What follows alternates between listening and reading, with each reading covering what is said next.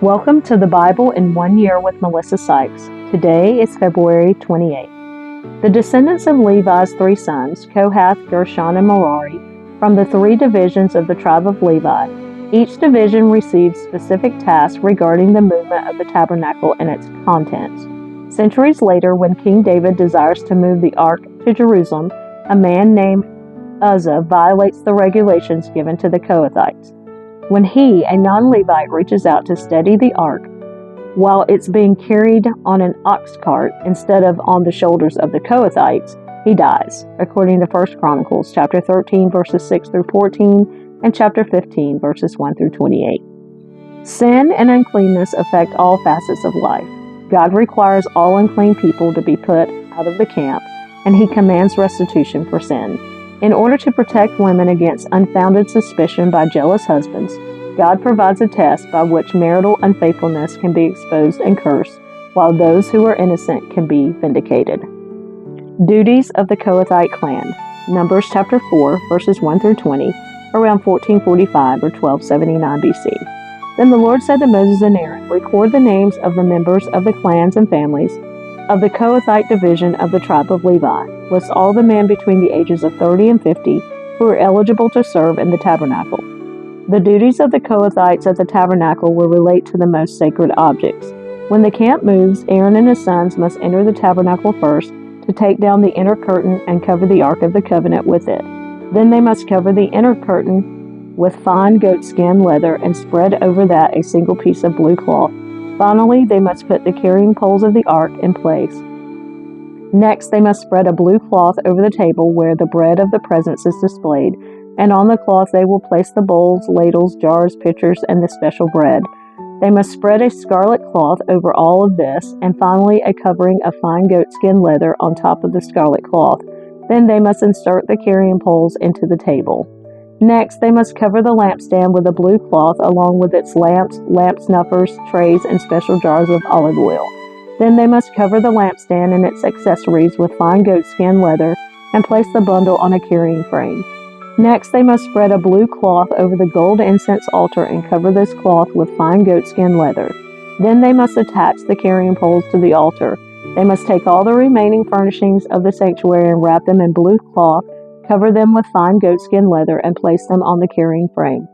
They must remove the ashes from the altar for sacrifices and cover the altar with a purple cloth.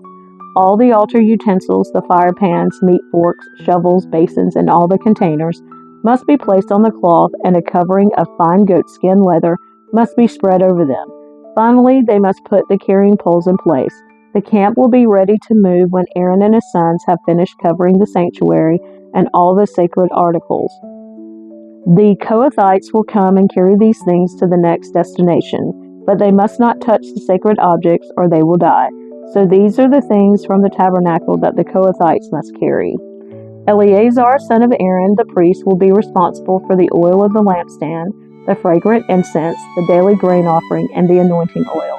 In fact, Eleazar will be responsible for the entire tabernacle and everything in it, including the sanctuary and its furnishings. Then the Lord said to Moses and Aaron, "Do not let the Kohathite clans be destroyed from among the Levites. This is what you must do so they will live and not die when they approach the most sacred objects. Aaron and his sons must always go in with them and assign a specific duty or load to each person.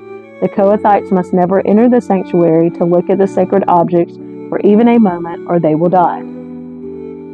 Duties of the Gershonite clan. Numbers chapter 4, verses 21 through 28. And the Lord said to Moses, "Record the names of the members of the clans and families of the Gershonite division of the tribe of Levi. List all the men between the ages of 30 and 50 who are eligible to serve in the tabernacle. These Gershonite clans will be responsible for general service and carrying loads. They must carry the curtains of the tabernacle itself with its coverings, the outer covering of fine goatskin leather, and the curtain for the tabernacle entrance. They are also to carry the curtains for the courtyard walls that surround the tabernacle and altar, the curtain across the courtyard entrance, the ropes, and all the equipment related to their use. The Gershonites are responsible for all these items. Aaron and his sons will direct the Gershonites regarding all their duties, whether it involves moving the equipment or doing other work. They must assign the Gershonites responsibility for the loads they are to carry. So these are the duties assigned to the Gershonite clans at the tabernacle. They will be directly responsible to Ithamar, son of Aaron, the priest. Duties of the Merarite clan. Numbers chapter 4, verses 29 through 33. Now record the names of the members of the clans and families of the Merarite division of the tribe of Levi. List all the men between the ages of 30 and 50 who are eligible to serve in the tabernacle. Their only duty at the tabernacle will be to carry loads. They will carry the frames of the tabernacle, the crossbars, the posts, and the bases. Also the posts for the courtyard walls with their bases, pegs, and ropes, and all the accessories and everything else related to their use. Assign the various loads to each man by name. So these are the duties of the Merarite clans at the tabernacle. They are directly responsible to Ithamar, son of Aaron the priest. The census of the Levites, Numbers chapter 4, verses 34 through 49. So Moses, Aaron, and the other leaders of the community listed the members of the Kohathite division by their clans and families. The list included all the men between 30 and 50 years of age who were eligible for service in the tabernacle, and the total number came to 2,750. So this was the total of all those from the Kohathite clans who were eligible to serve at the tabernacle. Moses and Aaron listed them, just as the Lord had commanded through Moses. The Gershonite division was also listed by its clans and families. The list included all the men between 30 and 50 years of age who were eligible for service in the tabernacle, and the total number came to 2,630. So this was the total of all those from the Gershonite clans who were eligible to serve at the tabernacle. Moses and Aaron listed them, just as the Lord had commanded. The Merarite division was also listed by its clans and families. The list included all the men between 30 and 50 years of age who were eligible for service in the tabernacle, and the total number came to 3,200. So this was the total of all those from the Merarite clans who were eligible for service. Moses and Aaron listed them, just as the Lord had commanded through Moses. So Moses, Aaron, and the leaders of Israel listed all the Levites by their clans and families. All the men between 30 and 50 years of age who were eligible for service in the tabernacle and for its transportation numbered 8,580. When their names were recorded, as the Lord had commanded through Moses, each man was assigned his task and told what to carry, and so the registration was completed, just as the Lord had commanded Moses. Purity in Israel's camp. Numbers chapter 5, verses 1 through 10. The Lord gave these instructions to Moses. Command the people of Israel to remove from the camp anyone who has a skin disease or a discharge, or who has become ceremonially unclean by touching a dead person. This command applies to men and women alike. Remove them, so they will not defile the camp in which I live among them. So the Israelites did as the Lord had commanded Moses and removed such people from the camp. Then the Lord said to Moses, give the following instructions to the people of Israel. If any of the people, men or women, betray the Lord by doing wrong to another person, they are guilty. They must confess their sin and make full restitution for what they have done, adding an additional 20% and returning it to the person who was wronged. But if the person who was wronged is dead, and there are no near relatives to whom restitution can be made, the payment belongs to the Lord and must be given to the priest.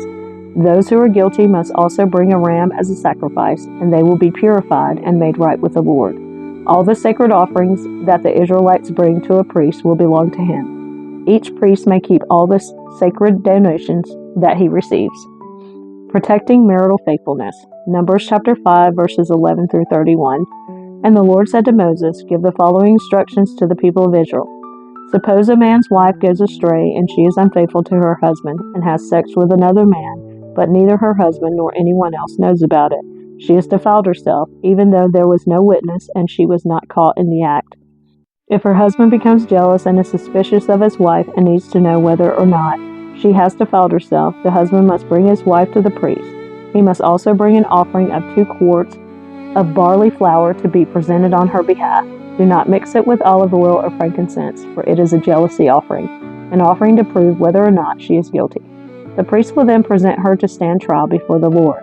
He must take some holy water in a clay jar and pour it into dust, and he is taken from the tabernacle floor. When the priest has presented the woman before the Lord, he must unbind her hair and place in her hands the offering of proof, the jealousy offering, to determine whether her husband's suspicions are justified. The priest will stand before her holding the jar of bitter water that brings a curse to those who are guilty. The priest will then put the woman under oath and say to her, If no other man has had sex with you, and you have not gone astray and defiled yourself while under your husband's authority, may you be immune from the effects of this bitter water that brings on the curse. But if you have gone astray by being unfaithful to your husband, and have defiled yourself by having sex with another man, at this point the priest must put the woman under oath by saying, "May the people know that the Lord's curse is upon you when he makes you infertile, causing your womb to shrivel and your abdomen to swell. Now may this water that brings the curse enter your body and cause your abdomen to swell and your womb to shrivel." And the woman will be required to say, "Yes, let it be so." And the priest will write these curses on a piece of leather and wash them off into the bitter water. He will make the woman drink the bitter water that brings on the curse. When the water enters her body, it will cause bitter suffering if she is guilty. The priest will take the jealousy offering from the woman's hand, lift it up before the Lord, and carry it to the altar. He will take a handful of the flour as a token portion and burn it on the altar, and he will require the woman to drink the water. If she has defiled herself by being unfaithful to her husband, the water that brings on the curse will cause bitter suffering. Her abdomen will swell and her womb will shrink, and her name will become a curse among her people. But if she has not defiled herself and is pure, then she will be unharmed and will still be able to have children. This is the ritual law for dealing with suspicion. If a woman goes astray and defiles herself while under her husband's authority, or if a man becomes jealous and is suspicious that his wife has been unfaithful, the husband must present his wife before the Lord, and the priest will apply this entire ritual law to her. The husband will be innocent of any guilt in this matter, but his wife will be held accountable for her sin.